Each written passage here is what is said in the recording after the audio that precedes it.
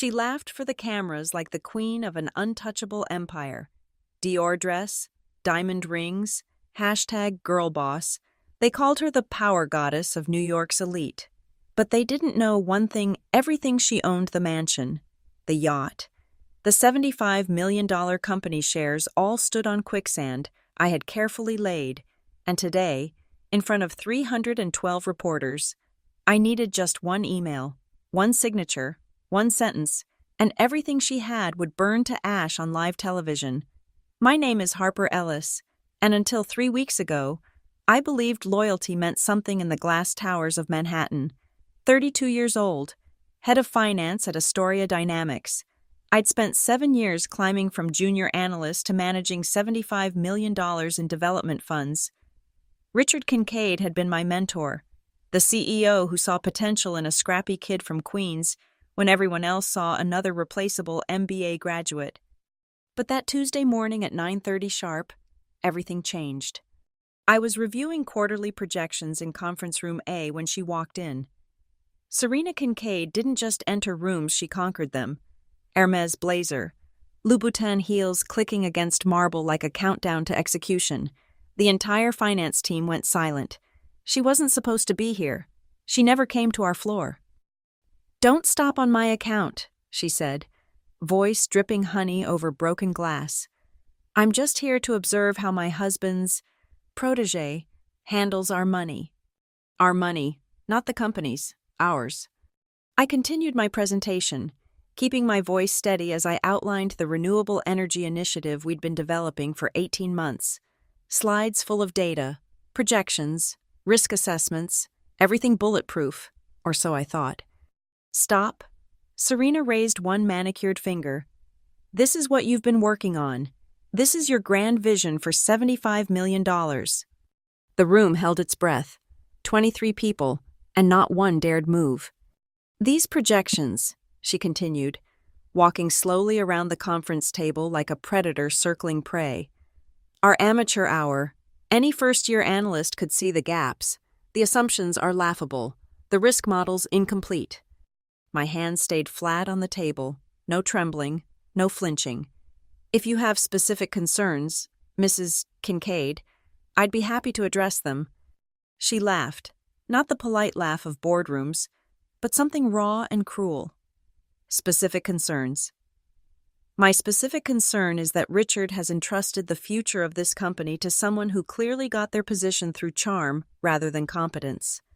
The words hung in the air like a noose. Everyone knew what she was implying. The late nights Richard and I had spent working on strategies, the conferences we'd attended together, the completely professional relationship she was now painting with different colors. "Look at them," she gestured to my team. "They know it too. They're just too polite to say it. How does it feel, Miss Ellis, knowing everyone in this room questions whether you earned your position or earned it?" My jaw clenched, one muscle twitch. That's all I allowed myself. Marcus, our senior analyst, shifted uncomfortably. Tina, my closest colleague, stared at her laptop screen. Nobody defended me. Nobody dared. Serena moved to the head of the table, my usual spot, and sat down with deliberate slowness. "Effective immediately. All expenditures over $10 million require my personal approval. Consider this a learning opportunity. Harper, some of us were born to handle wealth. Others should stick to what they're good at." She stood, smoothing her skirt. "Meeting adjourned. Harper, stay behind." The room emptied in seconds, rats fleeing a sinking ship. When we were alone, Serena's mask dropped completely. "You think you're special. Don't you, Richard's little success story, the hungry girl from nowhere who made it big?" I finally spoke, voice low and controlled. "I think I'm good at my job." "Your job exists because I allow it. This company runs on my family's connections, my social capital, my network. Richard may be CEO, but I'm the oxygen, and you're a temporary employee who's forgotten her place." She leaned in close enough that I could smell her Tom Ford perfume. "That's $75 million. It's already allocated. My sustainability foundation needs funding, and Astoria will provide it. You'll process the paperwork, you'll smile for the cameras at the announcement, and you'll thank me for the opportunity to be part of something bigger than your pathetic quarterly reports. My fingernails dug crescents into my palms under the table. That's misappropriation of corporate funds. That's business, sweetie, my business. You can either play along and keep your nice salary, your corner office, your reputation, or you can resist and find out how quickly I can make you unemployable in every firm from here to San Francisco. She headed for the door, then paused. Oh, and Harper, that suit you're wearing, the theory one you probably saved 2 months to afford? It's last season. Details matter in this world. You should know that by now. The door closed with a soft click. I sat alone in the conference room for exactly 3 minutes.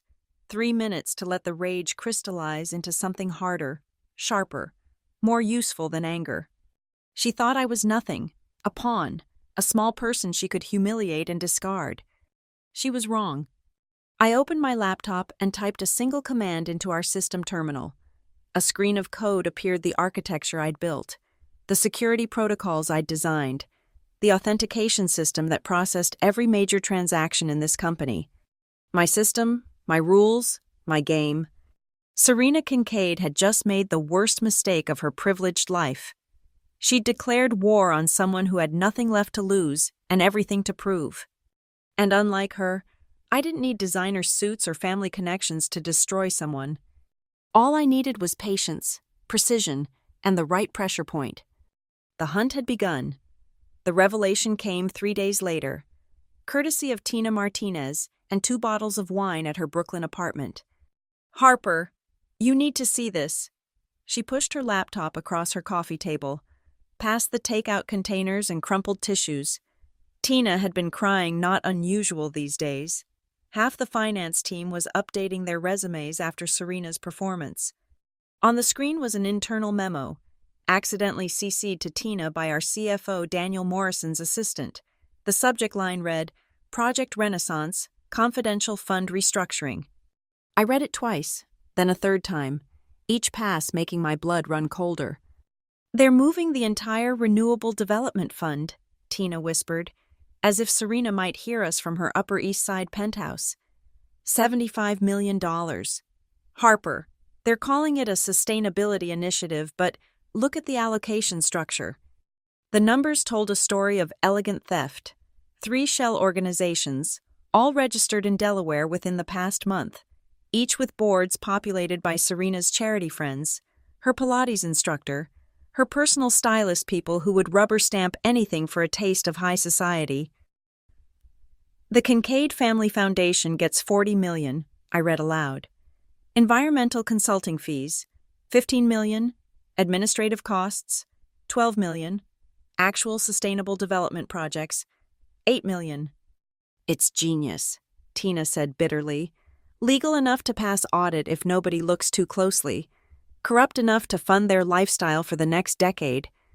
I studied the authorization chain. Richard's signature was already there. Dated tomorrow, pre-signed. Probably without reading.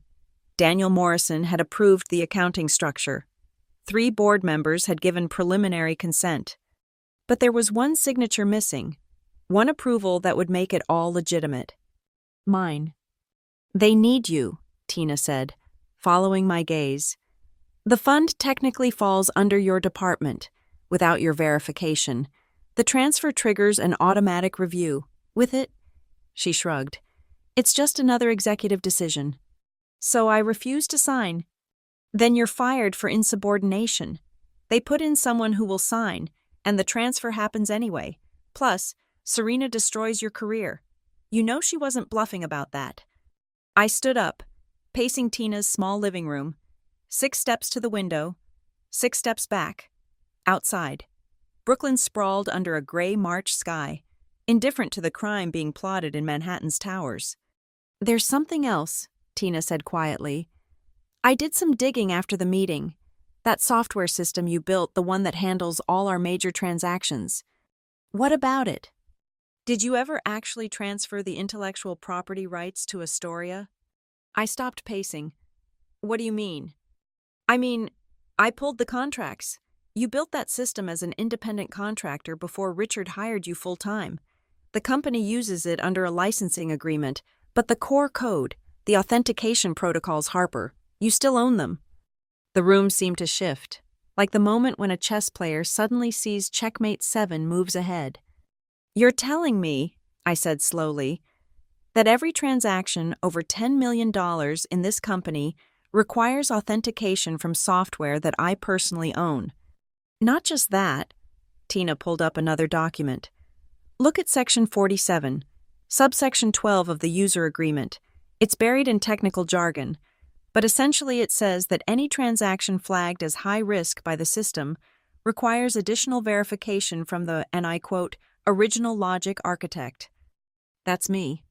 That's you. And guess what gets automatically flagged as high risk? Any transfer to a newly registered organization, like, say, 3 shell companies in Delaware. I sat back down, mind racing.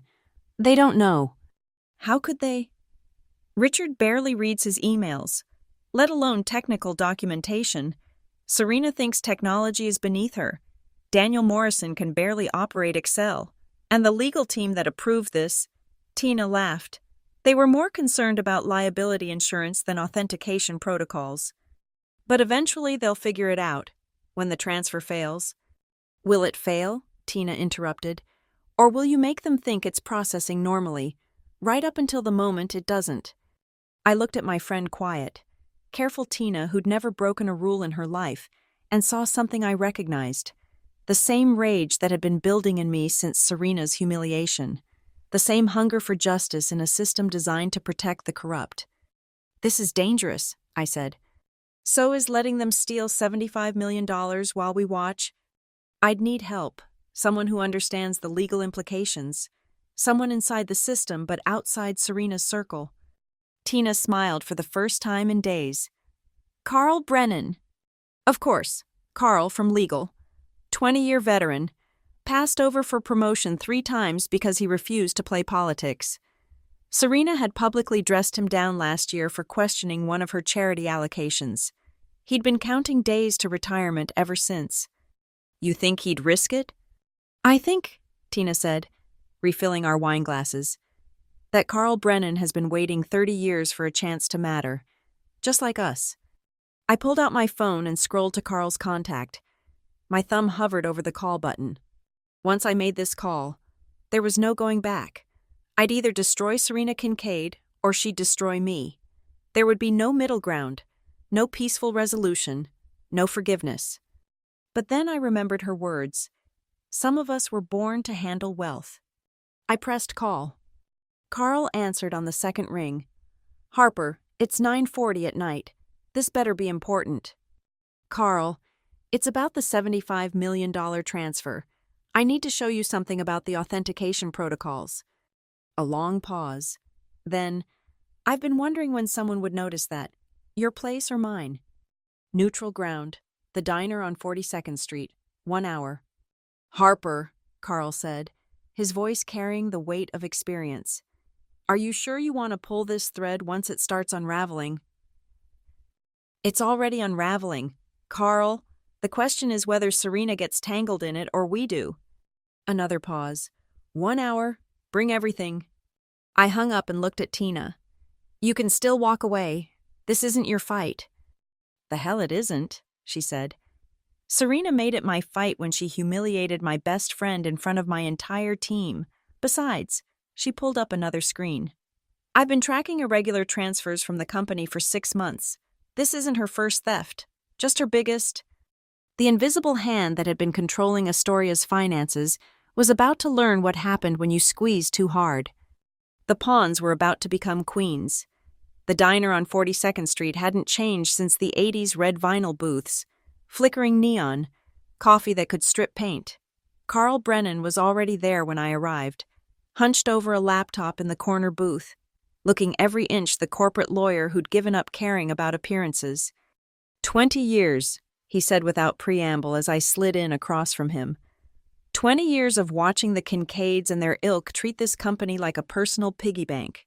You know what my breaking point was? I shook my head, signaling the waitress for coffee. Last year, Serena killed a whistleblower complaint. A junior accountant found discrepancies in her charity allocations. Kid came to me, terrified but determined to do the right thing. I filed the report through proper channels.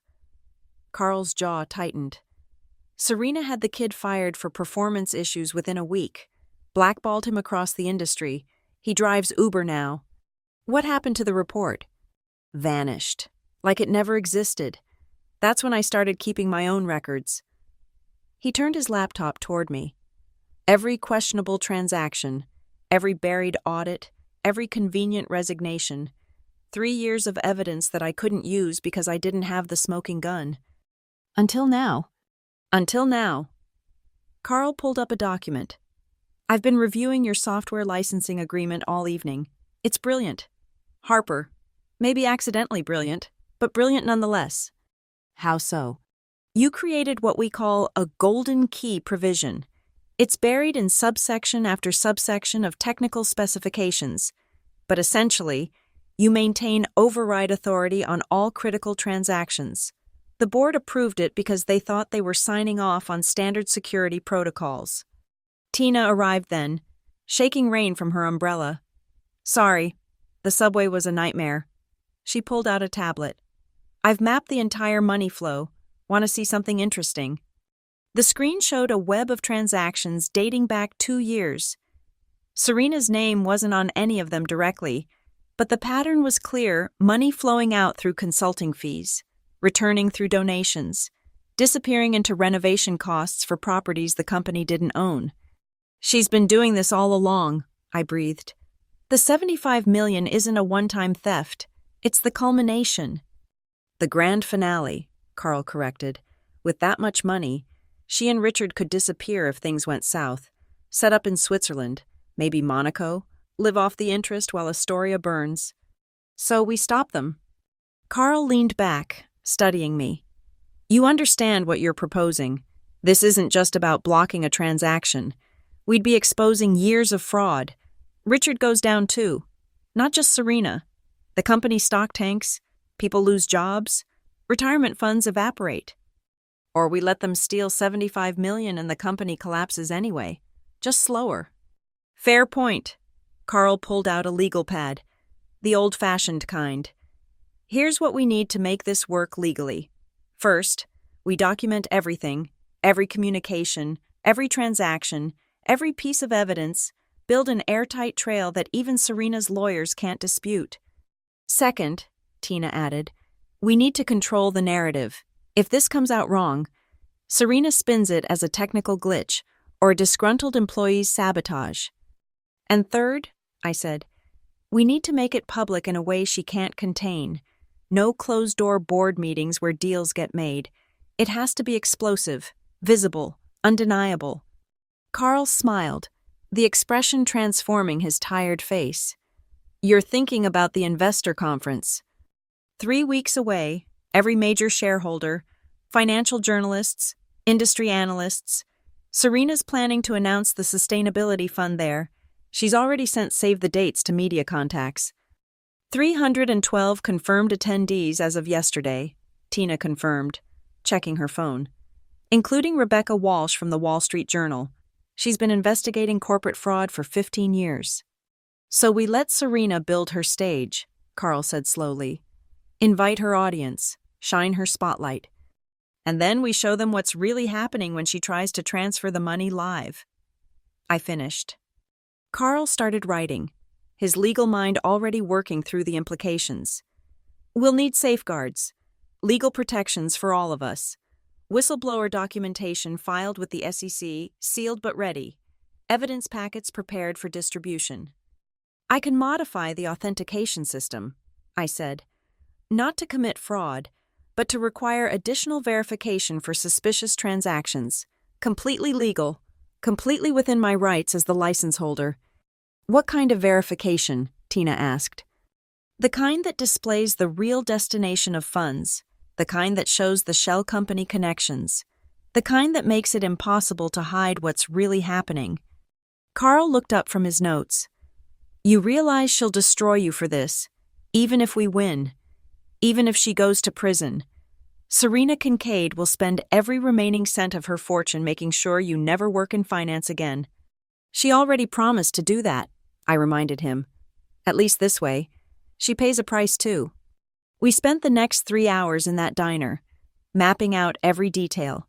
Carl would create the legal framework, ensuring everything we did was technically within bounds. Tina would gather financial evidence, building an undeniable paper trail, and I would prepare the software trap, not illegal manipulation, but a simple enforcement of existing security protocols that had been ignored for years. One more thing, Carl said as we prepared to leave.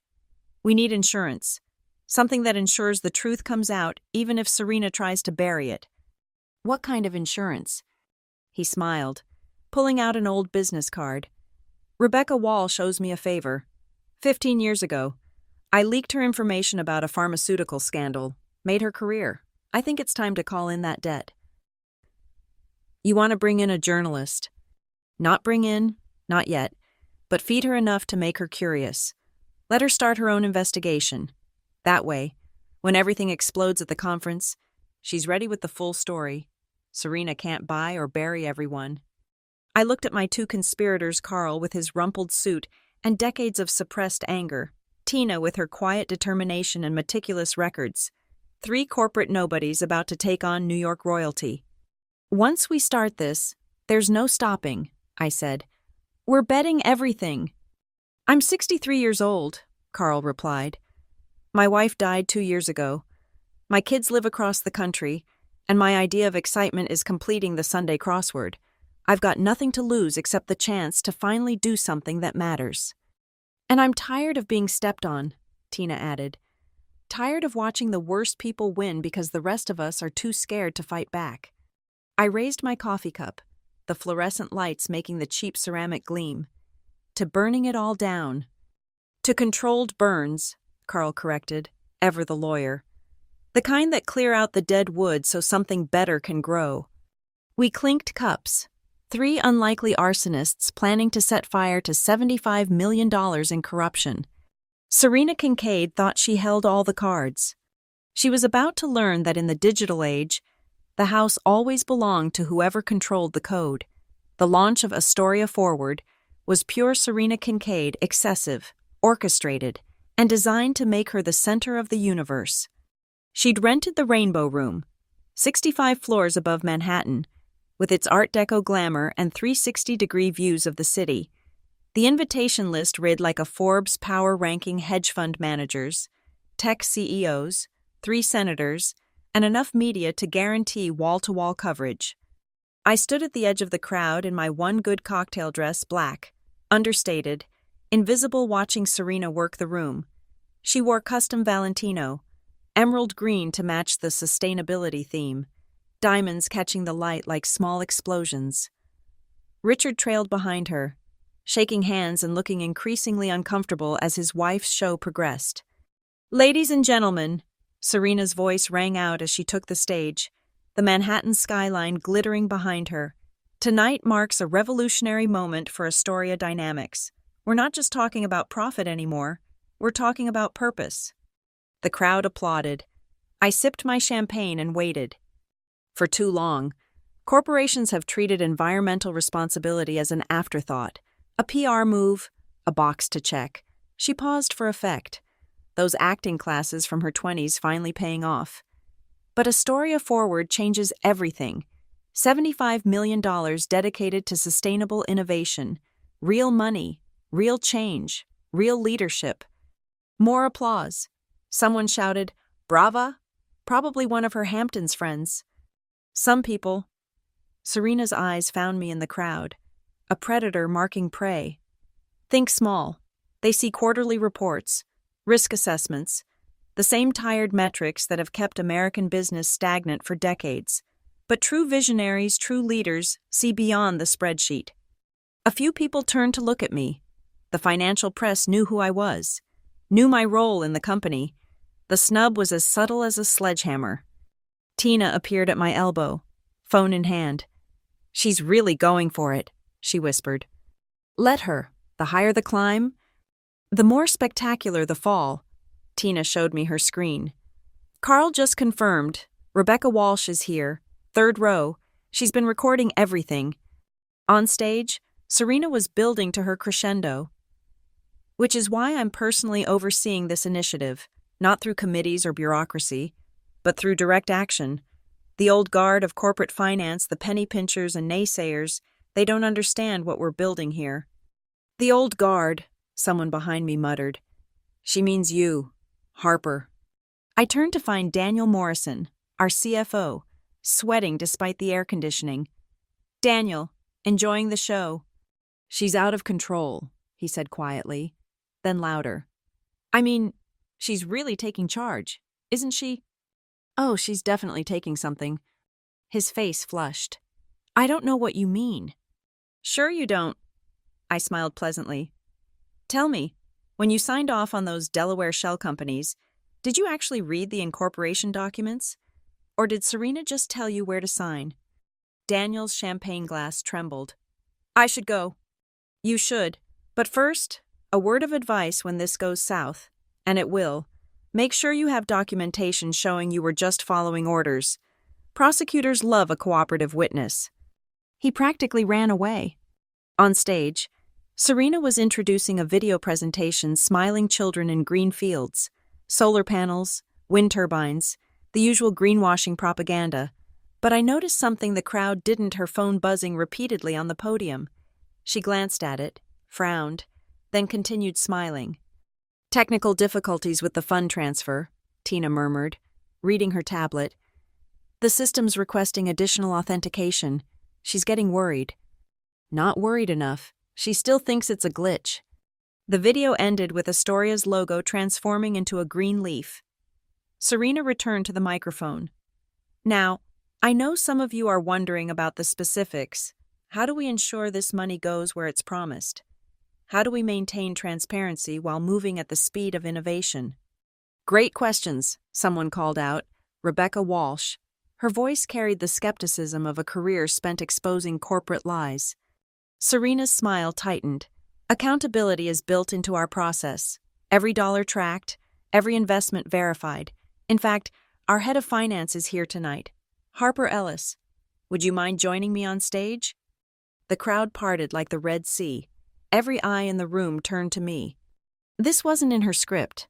This was improvisation, an attempt to humiliate me publicly, make me endorse her theft in front of witnesses. I set down my champagne and walked to the stage, my heels clicking against marble in the sudden silence. The climb up the 3 steps felt like ascending a gallows. Harper has been instrumental in structuring this fund, Serena said, her tone suggesting instrumental meant obstructive. Tell everyone how excited you are about Astoria Forward. She handed me the microphone like she was handing me a noose. I looked out at the crowd, the great and good of New York, the media, the money. Then I looked at Serena, radiant in her certainty that she'd won. Astoria Forward is certainly ambitious, I began, my voice steady. $75 million is a lot of money. It requires careful handling, precise documentation, and absolute transparency. Every transaction monitored, every dollar accounted for. Of course, Serena interjected, trying to take back the microphone. I stepped away, continuing, which is why our authentication systems are so robust. Multiple levels of verification, automatic auditing, real-time tracking of funds. It's actually fascinating how technology can prevent mistakes.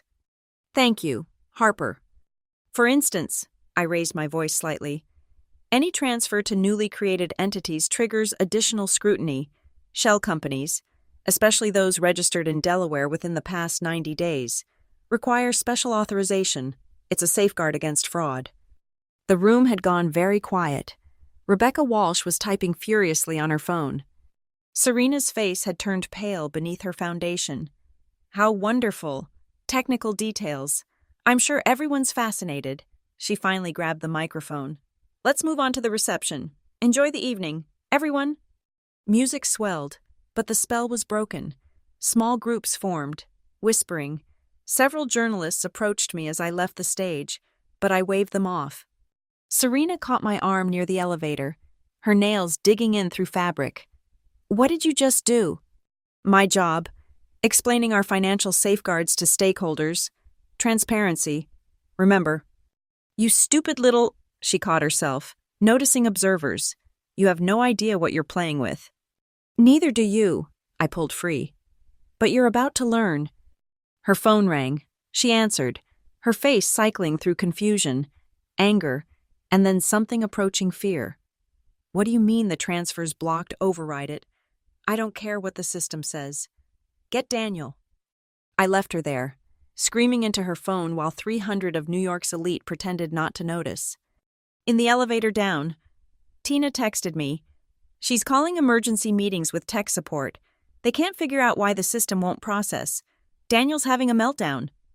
I texted back, let them panic. Conference is in 5 days. 5 days for Serena to realize her kingdom was built on code she didn't control. 5 days for her to understand that sometimes the person you step on is the one holding you up. 5 days until $75 million in fraud detonated in front of the world. The elevator descended through floors of light toward the dark street below, and I smiled. Serena thought she was the queen. She was about to discover she'd always been playing on my board. The day of the transfer arrived like a thunderstorm, inevitable and electric. I arrived at the office at 7:30 a.m. to find chaos. The IT department had been there all night. Pizza boxes and energy drinks scattered across their workspace like casualties of war. Serena had demanded they fix the glitch preventing her $75 million transfer. Harper, Kevin from IT, stumbled toward me, exhaustion written across his face. Thank God. The system keeps rejecting the Astoria forward transaction. Mrs. Kincaid is... He lowered his voice. Losing her mind. What's the error message? That's the thing. It's not an error. The system says it needs verification from the original logic architect. We've tried everything: admin overrides, backdoor access, even rolling back to previous versions. Nothing works. I kept my expression neutral. Have you checked the authentication protocols? Which ones? There are like 15 layers of security. You built this thing like Fort Knox. I built it to protect the company's assets. Let me take a look. I sat at his terminal, fingers flying across the keyboard, putting on a show of diagnostic checks I didn't need. The truth was simple. The system was working exactly as designed. Every attempt to force the transfer only triggered more security flags. See this? I pointed at a line of code. The transaction is flagged because the receiving entities were registered less than 90 days ago. It's a standard anti-fraud measure. Can you override it? Technically, yes. Legally, that would require board approval and SEC notification. It's designed to prevent exactly the kind of rapid fund movement that money launderers use. Kevin's face went pale. Mrs. Kincaid is going to kill me. Mrs. Kincaid doesn't understand technology. That's not your fault. At 9 a.m. sharp, my desk phone rang. Richard's assistant. Mr. Kincaid needs you in the executive conference room. Immediately. The 41st floor felt like entering a war zone. Serena stood at the head of the table, her usually perfect appearance showing cracks, smudged mascara, a coffee stain on her silk blouse. Richard sat beside her, looking like he'd aged 5 years overnight. Daniel Morrison was there too, laptop open, sweat staining his collar. Fix it, Serena said without preamble. Fix what? Don't play dumb. The transfer. Your system is blocking it. The system is functioning as designed. It's preventing a suspicious transaction. Suspicious. Richard finally spoke. Harper, this is the Astoria Forward Initiative. You were part of planning this. I was part of planning a sustainable development fund. I wasn't part of planning transfers to 3 Delaware shell companies created last month with no operational history, no physical addresses, and boards consisting entirely of Mrs. Kincaid's personal acquaintances.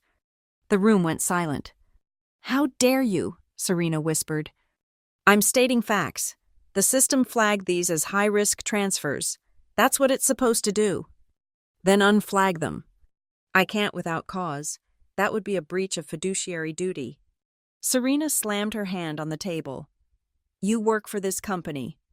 Actually, I work for the shareholders, and my job is to protect their interests. Richard, Serena turned to her husband. Fire her. Richard hesitated. If we fire Harper now, with the investor conference tomorrow, with the transfer blocked, it'll look like we're hiding something. We're not hiding anything. Daniel cleared his throat. Actually, there might be a perception issue. If the press learns we fired our head of finance the day before a major fund announcement, then what do you suggest? Serena's voice could have frozen hell. We proceed with the conference, Richard said slowly. Announce the initiative as planned. Complete the transfer live, showing full transparency. Harper processes it on stage, proving everything is above board. Serena's eyes narrowed. Yes, perfect.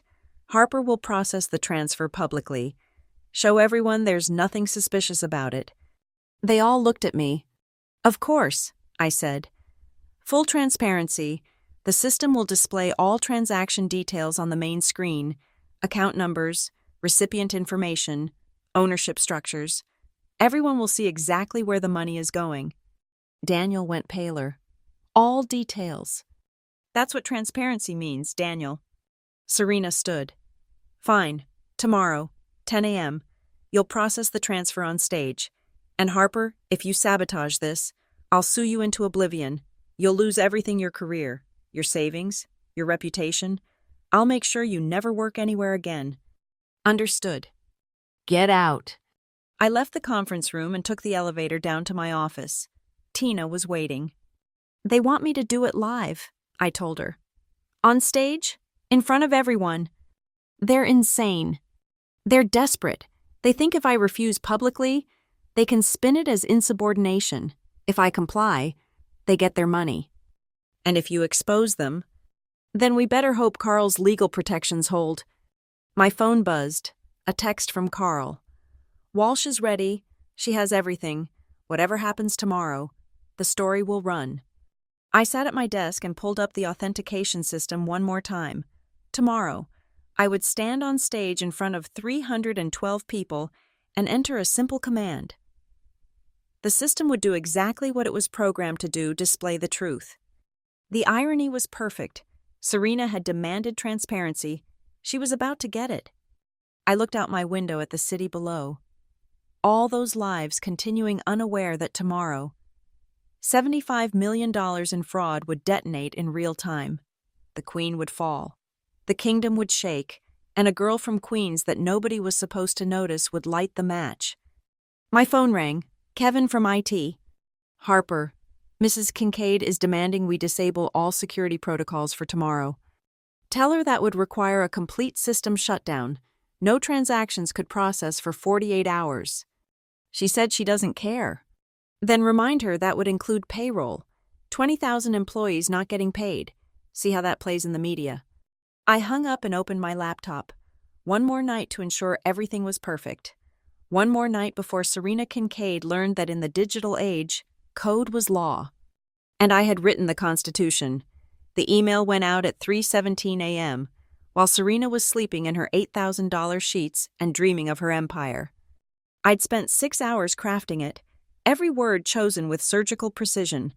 The recipient's 12 major shareholders controlling 63% of Astoria's stock, and 3 financial journalists from the Wall Street Journal, Bloomberg, and Reuters. The subject line: Critical Authentication Protocol Alert. Astoria Dynamics Fund Transfer. The body was simple, professional, and devastating. Dear stakeholders, as head of finance and the original architect of Astoria's transaction authentication system, I am legally obligated to notify you of an impending high-risk transfer scheduled for today's investor conference.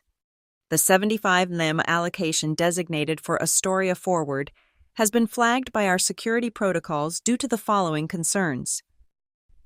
Recipient entities registered in Delaware within the past 30 days. No operational history or physical addresses for receiving organizations. Board compositions that may present conflicts of interest. Unusual fund distribution patterns, inconsistent with stated sustainability goals. Per Section 4712 of our authentication protocol, any transaction meeting these criteria requires additional verification to prevent potential fiduciary violations. All documentation is attached for your review.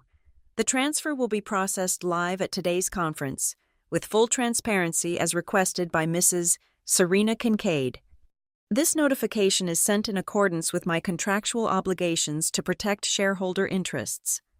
Regards, Harper Ellis, Head of Finance, Astoria Dynamics. Attached were 15 documents and corporation papers for the shell companies, fund distribution plans showing $40 million going to Serena's personal foundation, emails from Daniel Morrison expressing concerns about the structure and the authentication protocol itself, highlighting the exact provisions being triggered. By 7 a.m., my phone was melting down. Richard called first. "Harper, what have you done?" "My job? The protocol requires notification of stakeholders for flagged transactions. You've sent this to journalists. The protocol doesn't distinguish between stakeholder types, transparency, remember." He hung up. Daniel called next, practically hyperventilating. "They're asking for my resignation. The board wants to know why I approved the structure." "Did you keep documentation of Serena's instructions?" "Yes, but..." "Then you're fine. Cooperate fully. You were following orders."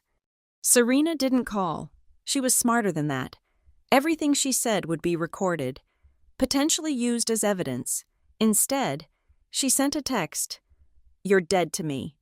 I replied, acknowledged. Twitter exploded at 8:30 a.m. Someone, probably Rebecca Walsh, had leaked portions of my email.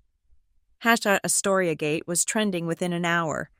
Financial blogs were dissecting the shell companies, finding connections to Serena's Hamptons friends, her charity galas, her entire social network. Tina found me in my office at 9 a.m., laptop in hand. "You need to see this." She pulled up a Bloomberg terminal. Astoria's stock was down 12% in pre-market trading. "The board is in emergency session," she said. "Carl's there as legal counsel. He says they're discussing whether to cancel the conference." "They won't. Too late to stop it now. The media is already setting up." "Harper." Tina hesitated. "Security just told me Serena's hired private investigators. They're digging into your background, looking for dirt." "Let them dig. I grew up in a 2-bedroom apartment in Queens, went to state school on scholarships, and never took a penny I didn't earn. My biggest scandal is that I once dated a married man before I knew he was married." "You're really going through with this?" "The transfer is scheduled for 10 a.m. I'll be on stage, as requested. The system will do what it's designed to do." My phone buzzed. A message from an unknown number. "Miss Ellis, this is Arthur Blackstone, majority shareholder. I've reviewed your documentation. Proceed as you see fit. You have my full support." Arthur Blackstone controlled 18% of Astoria. With his backing, Serena couldn't touch me, at least not legally. At 9:45 a.m., I stood backstage at the conference center, watching the crowd gather. The original 312 had swelled to nearly 500. Every financial journalist in New York had shown up. CNBC was broadcasting live. Richard found me in the wings. He looked destroyed. "Harper, please, think about what you're doing. This is my company, my life's work." "Your company will survive. Richard, your wife's theft won't..." "She's not..." He stopped, unable to finish the lie. "She's my wife. And she's stealing $75 million. You know it. The board knows it. Everyone knows it. Can't we handle this privately?" "We could have, but Serena chose this stage. She wanted the spotlight." He walked away without another word. At 9:58 a.m., Serena appeared beside me. She'd pulled herself together, fresh makeup, new dress, perfect smile. The queen preparing for her execution, still believing she could talk her way out of it. "Last chance. Harper, process the transfer normally, and I'll make sure you're taken care of. A golden parachute, $10 million, enough to disappear and start over anywhere." $10 million to betray my integrity. Integrity doesn't pay rent. No, but it lets me sleep at night. The lights dimmed. The announcement began. "Ladies and gentlemen, please welcome Serena Kincaid and Harper Ellis to demonstrate Astoria's commitment to transparency in the Astoria Forward initiative." Serena grabbed my arm as we walked on stage, her nails drawing blood through my sleeve. "Remember," she hissed, "I gave you a choice." "So did you," I replied, pulling free. "You chose to humiliate me publicly. Now we're even." We stepped into the lights, into the cameras, into history. 312 witnesses in the room, millions more watching online. The laptop waited on the podium, connected to the giant screen behind us. In 60 seconds, I would type a command that would destroy Serena Kincaid's world. She stood at the microphone, still smiling, still believing she could win. "Good morning, everyone. Today, we make history. Today, we prove that corporate responsibility isn't just words, it's action. Harper, would you please initiate the transfer?" I stepped forward to the laptop. The room held its breath. My fingers hovered over the keyboard. Time to burn it all down. I typed the transfer command. The screen behind us illuminated with the Astoria Dynamics logo, then transformed into a live transaction interface. Every detail was visible in 40-foot projections. "Initiating transfer of $75 million, I announced, my voice carrying through the silent auditorium. The system responded immediately. Red warning boxes cascaded across the screen. "Transaction flagged. High risk alert. Recipient verification required. Shell company warning. Entity registered 22 days ago." Serena's smile flickered. "Just a security protocol," she said into the microphone. "Harper, please proceed with the override." "I need to show the stakeholders what's being flagged," I replied, loud enough for everyone to hear. "Transparency, as you requested." I clicked on the first recipient. The screen exploded with information. "Kincaid Family Foundation, registered Delaware, 22 days ago. Board members S. Kincaid President, M. Worthington Yoga Instructor, P. Chen Blake Personal Stylist. Allocated amount, $40,000. Stated purpose environmental consulting, actual infrastructure none." Gasps rippled through the audience. Cameras clicked like machine gun fire. "This is Serena started?" I clicked on the second entity. Green Future Consulting, LLC. Registered Delaware. 18 days ago, owner offshore holding company. Cayman Islands, ultimate beneficiary redacted. Requires court order, allocated amount, $15,000. $1,000. Previous transactions. None physical address. P.O. Box. The whispers turned to open conversation. Several board members stood up. "Continue with the transfer," Serena commanded, her composure cracking. "I need verbal confirmation that you want to override security protocols," I said. "For the record." "Yes, override them." I typed another command. The system responded. "Override requires authorization from original logic architect. Enter credentials to proceed." I turned to face the audience. "The system is requesting my personal authorization to override fraud prevention protocols. As the architect of this system and head of finance, I need to verify something first." Carl stood up from the third row, right on cue. "As chief legal counsel, I'd like to know why these funds are going to entities with no operational history." "That's not relevant," Serena began.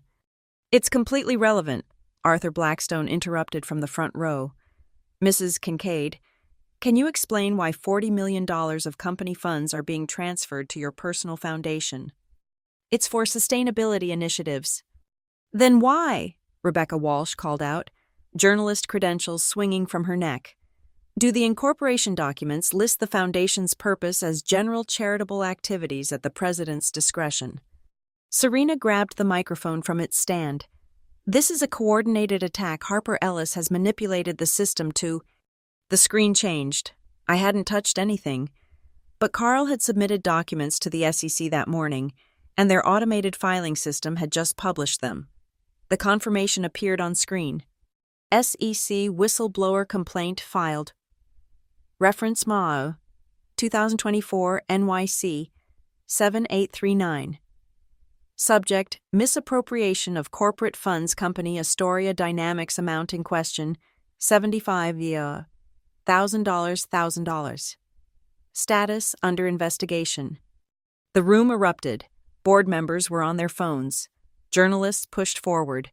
The CNBC anchor was speaking rapidly into her camera. "You did this?" Serena snarled at me, forgetting the microphone was still on. "You little nobody. You think you've won?" "I think I've told the truth." She lunged at me, actually lunged, on stage, in front of 500 people and live television. Security stepped in, but not before she'd grabbed my collar. "Process the transfer," she screamed. "You work for me." No, I said calmly, my voice picked up by every microphone in range. "I work for the shareholders, and I cannot, in good conscience, authorize a transfer that appears to violate federal securities law." Richard finally moved, pulling his wife back. "Serena, stop. It's over." "It's not over. I built this company. My connections, my network, my—" "Your theft!" someone shouted from the audience. The screen behind us flickered again. New information appeared: Tina's work, uploaded remotely. Historical analysis. Suspicious transfers. Past 24 months. $23,000. INIVA. Regular consulting fees.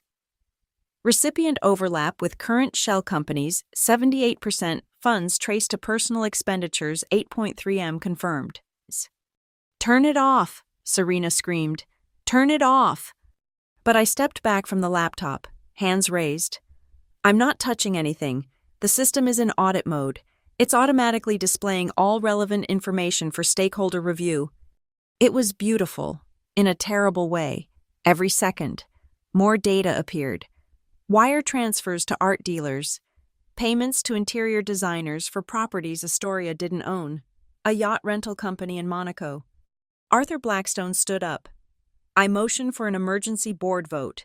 The immediate removal of Serena Kincaid from any position within Astoria Dynamics." "Seconded," called 3 other board members simultaneously. All in favor. Every hand went up except Richard's. "Motion carried. Mrs. Kincaid, you are no longer associated with this company. Security, please escort her out." Serena looked around wildly, searching for allies, finding none. The society friends she'd packed the audience with were already leaving, distancing themselves from the scandal. Her phone was buzzing constantly, probably her lawyers, or maybe the FBI. "This isn't over. Harper," she said as the security approached. "I'll destroy you. I'll take everything." "You already tried," I replied. "And here we are." They led her off stage. Richard followed, shoulders slumped, his empire intact, but his marriage in ruins. The conference center was chaos. Journalists swarmed the stage. Board members huddled in emergency sessions. The stock price fell another 8% before trading was halted. But I stood in the eye of the storm, calm for the first time in weeks. Carl appeared beside me. "The FBI just called. They want all our documentation." "It's already prepared. Everything." "You know she'll be arrested by end of day." "I know." "Feel good." I looked at the screen still cycling through evidence of Serena's crimes, at the journalists frantically reporting the biggest corporate scandal of the year, at the empire Serena thought was untouchable crumbling in real time. "No," I said honestly, "but I feel free." The screen finally went dark, displaying only one message. "Transaction canceled. Fraud prevention protocols enforced. $75 million saved. One corrupt executive exposed. And proof that sometimes the nobody from Queens could topple a queen." The war was over. I'd won, and I'd done it with nothing but code, courage, and the dangerous power of truth. The aftermath was swift and merciless. By 2 p.m., FBI agents had arrived at Astoria Dynamics with boxes and warrants. They sealed Serena's office, the one she'd decorated with stolen funds, and began their investigation. Richard Kincaid resigned as CEO effective immediately, unable to face the shareholders he'd failed to protect. By 4 p.m., Serena's assets were frozen. Every account, every property, every jewel she'd bought with embezzled money all locked down pending investigation. The Hamptons house she'd renovated with company funds. The art collection donated to Astoria but hanging in her private residence. The $40 million foundation that existed only on paper. All gone with a judge's signature. By 6 p.m., she was in federal custody. The photo of her in handcuffs, designer dress wrinkled, makeup smeared, became the most shared image on financial Twitter. The Queen brought low. Her empire of theft collapsed in a single day. I sat in my office, my former office, as I'd resigned an hour ago, boxing up my belongings. A photo of my parents, immigrants who'd worked 3 jobs to put me through school. A stress ball shaped like a dollar sign. A gift from Tina. The original printed code for the authentication system framed my masterpiece, in a way. Arthur Blackstone knocked on my door. Leaving already. My work here is done. Is it? He sat down, studying me with eyes that had seen 40 years of corporate warfare. The board met, unanimously voted to offer you the position of CFO. Daniel Morrison has been terminated. I appreciate that, but we're also proposing a complete restructure, new governance, new oversight, new ethics protocols. We need someone who understands both technology and integrity. That's you. I shook my head. I can't. Every time I'd walk these halls, I'd remember what happened here. Besides, I made too many enemies today. Half the old guard will never forgive me for exposing their complicity. Then what will you do? I smiled. The first real smile in weeks. I've had an offer from a startup, financial technology, building systems to prevent exactly this kind of fraud. They want me to lead development, clean slate, honest work, no more corporate politics. Pay. 1/3 of what you're offering. But I'll sleep at night, and I'll build something that matters. Arthur stood, extending his hand. Astoria's loss, but I understand. You've earned your freedom. After he left, Tina and Carl joined me for one last toast in my office scotch from Carl's emergency drawer, poured into coffee cups. To burning it all down, Carl raised his cup. To controlled burns, I corrected, echoing his words from that night in the diner. To justice, Tina added. We drank, and for a moment, 3 corporate nobodies who'd toppled an empire felt the weight of what we'd done. What happens to Richard? Tina asked. Probably nothing criminal, Carl replied. Willful blindness isn't always prosecutable, but civil suits will destroy him. Shareholders will want blood. And Serena. Federal prison, 5 to 10 years, minimum, maybe more if they find what I think they'll find in those Cayman accounts. My phone buzzed. A text from an unknown number. I opened it, expecting another journalist or lawyer. Miss Ellis, you don't know me, but I'm the accountant Serena had fired last year, the one who tried to report the fraud. Thank you. Today you gave me back my faith that truth matters, Gretel Chen. I showed it to Carl. He smiled sadly. The kid who drives Uber now. At least he knows he was right. Maybe we can help him, I said. The startup is hiring. Saving one more soul from Serena's destruction. Why not? We saved $75 million. What's one more recovery? At 8 p.m., I walked out of Astoria Dynamics for the last time. The security guard, who'd watched me arrive at dawn and leave at midnight for 7 years, nodded respectfully. Hell of a thing you did, Miss Ellis. Just my job, Marcus? No, he said firmly. It was more than that. Outside, Manhattan glittered with its usual indifference. Taxis honked, pedestrians rushed, the city churned on. Somewhere, Serena was sitting in a federal holding cell. Her Hermes and Louboutins replaced with orange cotton. Somewhere, Richard was meeting with divorce lawyers. Somewhere, $75 million was safe from theft. And somewhere in Queens, a girl who'd grown up believing hard work and honesty mattered had proven they still did. I caught a taxi, giving the driver my address. As we pulled away from the tower where I'd spent 7 years of my life, my phone lit up with messages, job offers from rival firms. interview requests from major outlets, a book deal proposal from a literary agent. I turned the phone off. Tomorrow, I'd start building something new, something clean, something that couldn't be corrupted by people like Serena Kincaid. But tonight, I just wanted to go home, call my parents, and tell them their daughter had done the right thing. The taxi drove on through the New York night, carrying me away from the ashes of Serena's empire and toward whatever came next. I'd entered that building as Harper Ellis, head of finance, keeper of corporate secrets, servant to power. I left as Harper Ellis, whistleblower, destroyer of corruption, free woman. The queen was dead. Long live the code. In the rearview mirror, Astoria's tower grew smaller, its lights just another constellation in Manhattan's sky. I didn't look back again. Some victories don't need witnesses. Some fires burn so bright, they light their own way forward. Thank you so much for listening to this story of corporate revenge and justice. I'd love to know where in the world you're listening from. Drop a comment below, and let's connect. If this tale of taking down corruption resonated with you, please subscribe to the channel and share your thoughts on Harper's journey. Did she do the right thing? What would you have done in her position? Your perspectives make these stories come alive. Until next time, remember sometimes the nobody in the corner office holds more power than the somebody in the penthouse.